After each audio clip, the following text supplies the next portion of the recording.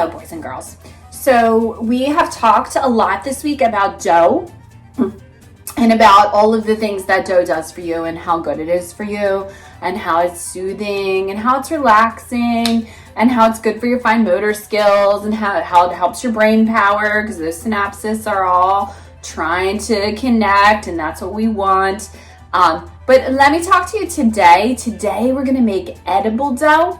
So first I'm going to tell you that I'm going to put up some videos that are like how-to videos from YouTube.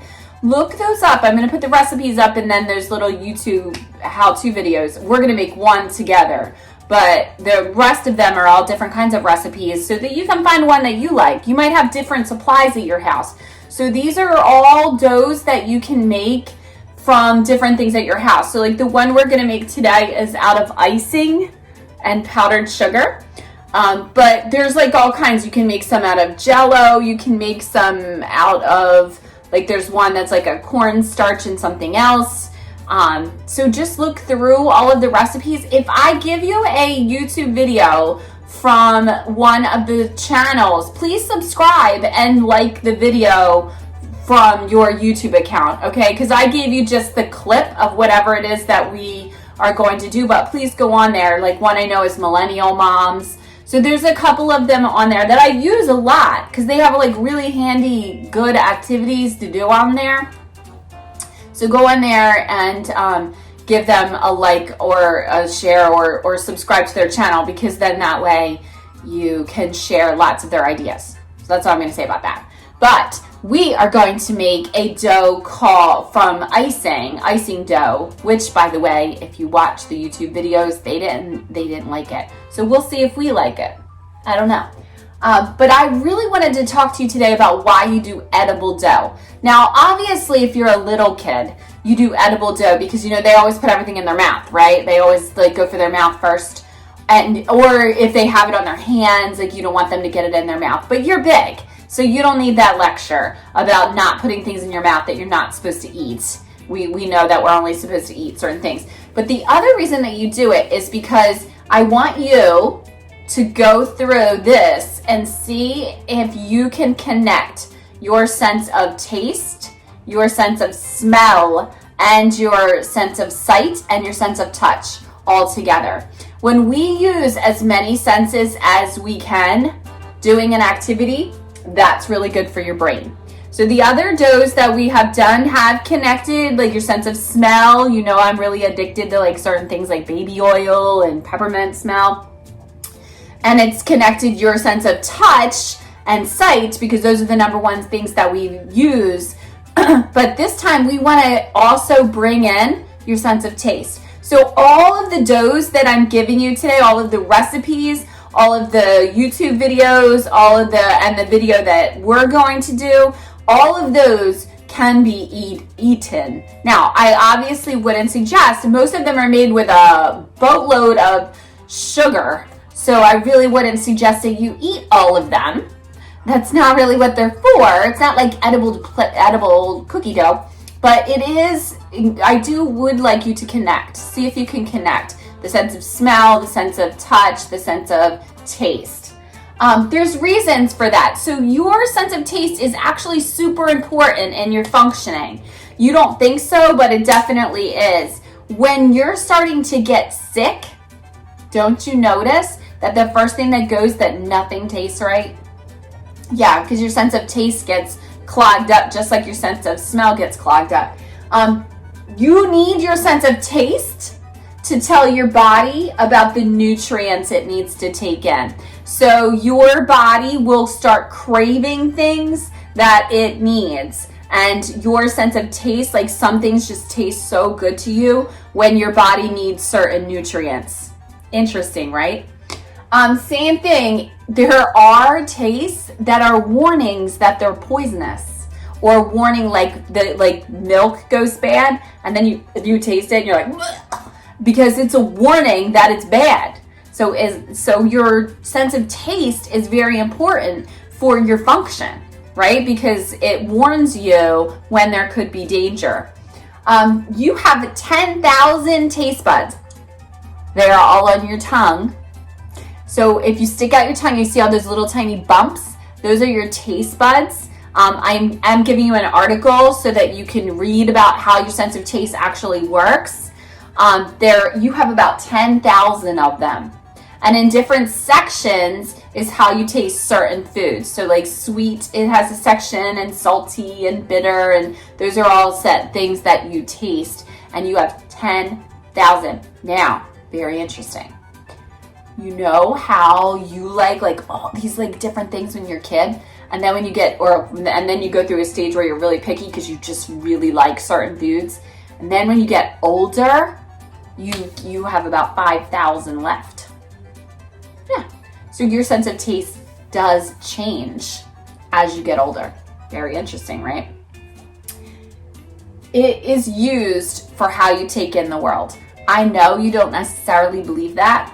It is completely connected to your sense of smell. So that's why sometimes when you hold your nose and you try to eat something, or something you think is going to taste really bad, you hold your nose and you're like, why is that? It's because it's all connected. Same thing if you're really stuffy from a cold, your nose is really stuffy, then your sense of taste is all messed up. So it is all connected, and it is all how you take in the world.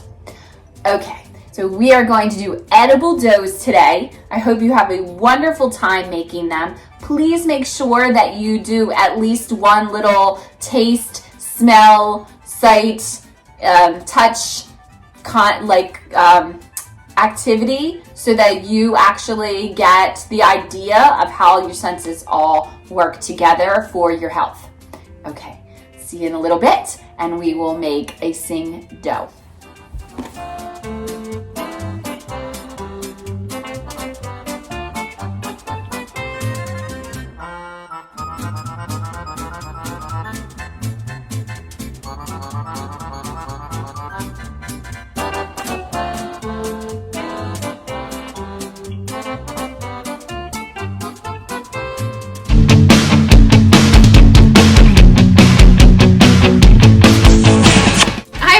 Allison with Millennial Moms. I post every Friday on food, and today we're going to be doing edible Play-Doh. But before we do that, don't forget to subscribe and give us a big thumbs up. So edible Play-Doh today. Mom, how rude. You forgot to introduce me. Oh, I'm sorry, sweetheart. Anyway, I'm Michaela, and I want to find the best homemade Play-Doh in the entire universe. But I had to have two requirements. 1, no cook, and 2, it has to be edible. So let's get to the 5 no-cook edible recipes, and I will show you which ones are successes and which ones fall flat on their dough face. First up, we have Kool-Aid Play-Doh. So you're going to take your flour, your Kool-Aid, your vegetable oil, and your salt, and your warm water, and you're going to mix and mix and mix it all together. And we mixed and we mixed and we mixed some more until our little phalanges felt like they were going to fall off our hands. We mixed it and we mixed it until the consistency was the same as for the color and the texture. Ta-da! And we made a fishy out of it. Nice job, Kayla. I'd call that one a success. Next up, we have the Jell-O Play-Doh.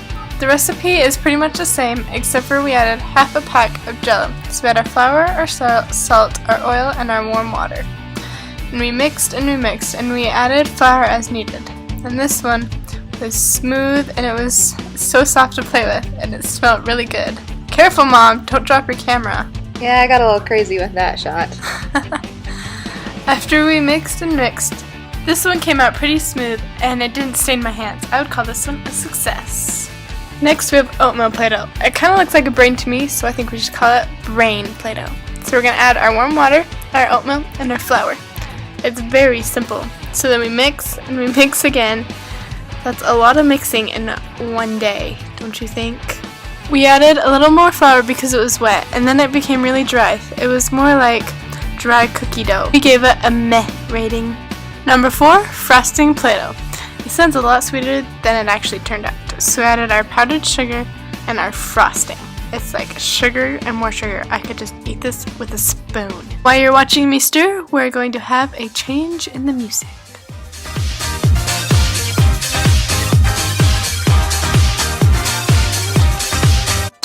And this one was a little dry. It wasn't sticking together and it wasn't very stretchy. I would call this one a fail. And halfway through the video, we found my little brother playing with a Play-Doh, the Jell-O Play-Doh.